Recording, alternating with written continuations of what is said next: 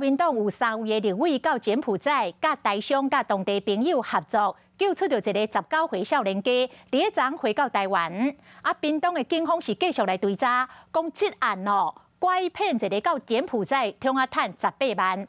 讲原来这个少年家是甲伊穿同一领开卡裤做伙大汉的朋友，为了18万，甲出卖。在关警的介护下，姓林嫌犯被移送屏东地检署侦办，伊就是涉嫌诱拐一个19岁姓陈的青年到柬埔寨重大嫌疑人，加入这个人和国民党立委救回来案。这个19岁少年人为柬埔寨人间地狱，回来到台湾，面对记者提问。有没有感谢就是3位委员可以救你回来这样？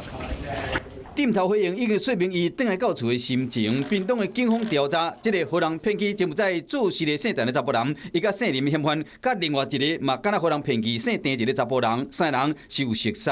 真正姓林嫌犯讲，伊伫网络看到去柬埔寨做事真好赚，三人都约好要做伙飞去到当地赚钱。想要到姓陈甲姓丁查甫人伫8月初要去柬埔寨时，这个姓林的嫌犯无出现，无做伙坐飞机到当地。这个姓陈的查甫人赶紧甲厝内人求救，真无简单，人才救出来。不过这个姓丁的查甫人到目前为止，人还伫柬埔寨，唔知情形安怎。并掌握犯嫌行踪后，于8月18在遭诈骗出国之陈男返国之际，将林嫌带案侦办。有较恐怖啦，因为足侪无知的人拢会用害掉。就惊讲，要台湾人要伫柬埔寨被人苦毒关掉咧，警方目前要搁扩大来追查。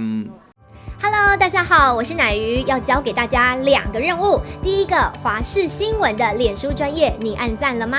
还有华视新闻的 YouTube 频道，赶紧订阅起来，还要记得按赞，开启小铃铛哦。